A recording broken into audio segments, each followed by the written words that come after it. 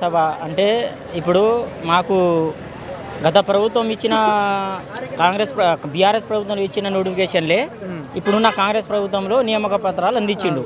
December 23వ తారీఖు రేవంత్ రెడ్డి కంచెన్ని ఇరగొట్టి ప్రజాప్రభుత్వంలో కంచెల పాలన ఇరగొట్టి బందీగా ఉన్న పాలన ఇరగొట్టినాం. ఆ ఇరగొట్టి ఇప్పుడు ప్రజాపాలన తెస్తున్నాను. సీఎం రేవంత్ రెడ్డి గారు స్వయంగా ఆయనే ఆ రోజు వేల మందిలో ఎన్టీఆర్ స్టేడియంలో అందరి ముందు ప్రమాణ స్వీకారం చేసిండు కదా. ఇప్పుడు 3.5 ఇప్పుడు డిసెంబర్ వస్తే దాదాపు 3 సంవత్సరాలు కంప్లీట్ అయ్యి వస్తుంది. 3 సంవత్సరాలు అవుతున్నా ఒక్క నోటిఫికేషన్ ఇవ్వకుండా మాతోటి ఇంత విధంగా చెలాయిస్తుర్రు. ఎందుకంటే నిరుద్యోగులు ఏం పాపం చేసిర్రు అంటే మీ ప్రభుత్వం ఏరి కోరి తెచ్చిన ప్రభుత్వం తెచ్చుకోవడం తప్ప ఇదా? అదే మా మీద పడ్డ మచ్చన. అమ్మా నాన్నలు ఊర్లల్లో అందరికీ ఊర్లలో చుట్టాలలో ఫోన్లు చేసి అమ్మా నాన్నలు కాలు మొక్కి ఈ కాంగ్రెస్ ప్రభుత్వం ఓటేయండి మాకు ఇస్తున్న హామీ మేము ఎందుకన్నా మీకు ధర్నా చౌకలో మాకు ధర్నా పెట్టడం అవసరం ఏముంది? ఇంత ఎండల మండే ఎండట్లో అవసరం ఏముందన్నా? మాకు కావాల్సింది ఏంది? నోటిఫికేషన్లు. ఖాళీగా ఉన్న తక్షణమే ఏ శాఖలు ఎన్ని ఖాళీ ఉన్నాయో ఆ నోటిఫికేషన్ భర్తీ చేసి ఇప్పుడు సబ్జెక్టు మీకు సోయిలేని దద్దములు ఈ కాంగ్రెస్ ప్రభుత్వానికి ఒకటి వినిస్తున్నా. మీ ప్రభుత్వంలో ఎంతమంది ఉద్యోగాలు ఇచ్చారండి? మీరు అందరికీ ఉద్యోగాలు నేను అడుగుతున్నాం. మేము ఎంతమంది ఉద్యోగాలు ఇస్తారు మీరు? అందరికీ చదివేటోళ్ళు అందరికీ ఇప్పుడు 30 లక్షల మంది నిరుద్యోగులు ఉన్నారు. అందరికీ ఉద్యోగాలు ఇవ్వమంటున్నారమ్మా. ఎవరికి వస్తుంది జాబ్లు?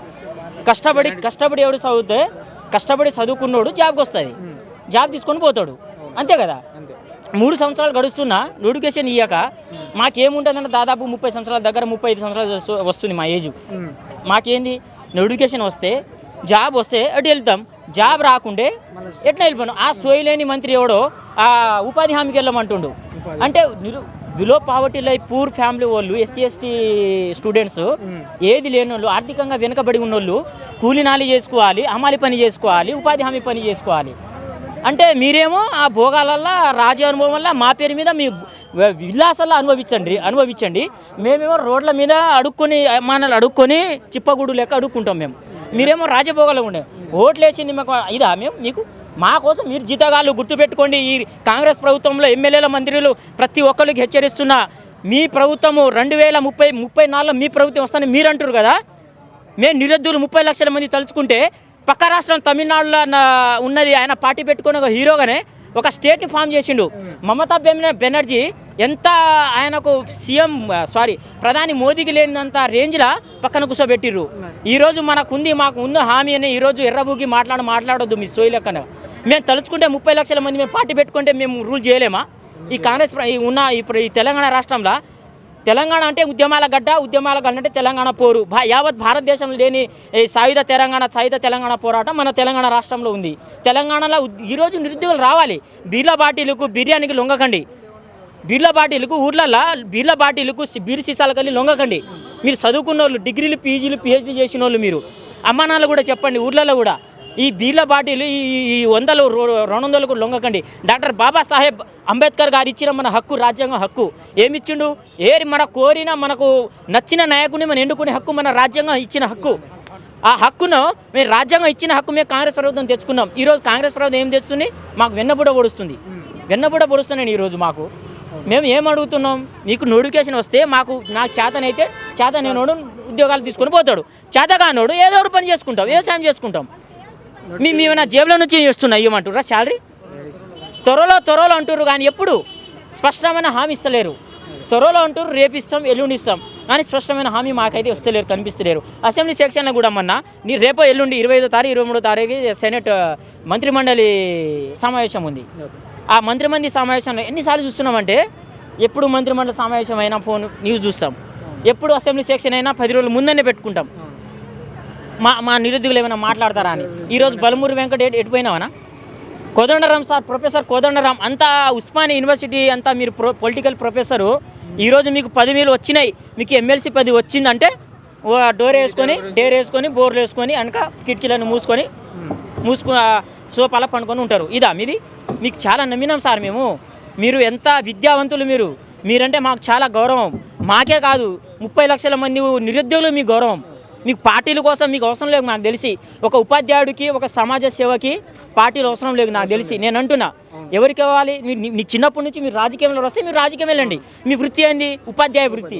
ఉపాధ్యాయ వృత్తి సేవ విలువతో కూడిన విద్యను అందియండి ఈ తెలంగాణ రాష్ట్రంలో. పక్క కేరళలో పక్క రాష్ట్రంలో సీఎం వెళ్ళి ప్రచారం చేస్తుండు. పక్క రాష్ట్రంలో ఉన్నదంట హెలికాప్టరు ప్రోటోకాల్ తీసుకొచ్చి కేరళ పెడుతుండు.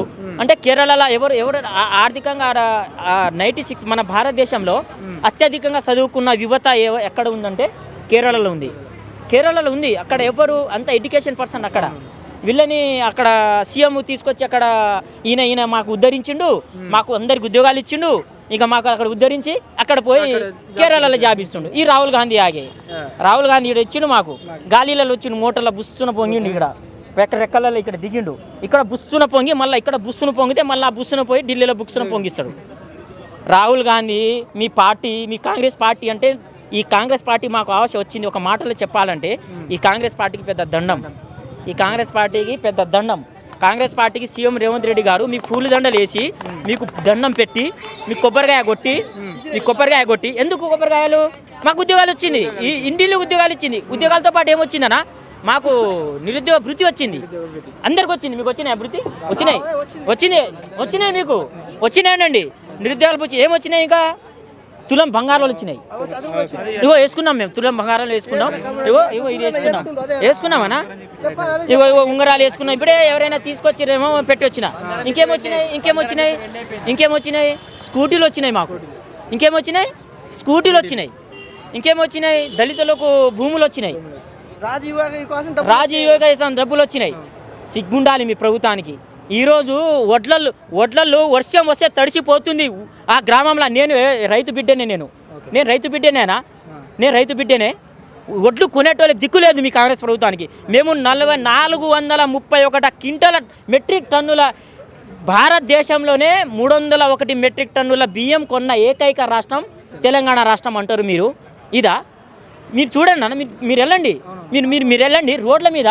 ఆ నేషనల్ హైవే మొక్కజొన్నలు ఆదిలాబాదు సంగారెడ్డి రంగారెడ్డి సైడు మొక్కజొన్న కొనే దిక్కులేక మొక్కజొన్నకి కేంద్ర ఎంఎస్పి మినిమం సపోర్ట్ ప్రైజ్ అని ఉంటుంది, కనీస మద్దతు ధర. ఆ మద్దతు ధర అందిస్తుంది ప్రభుత్వము.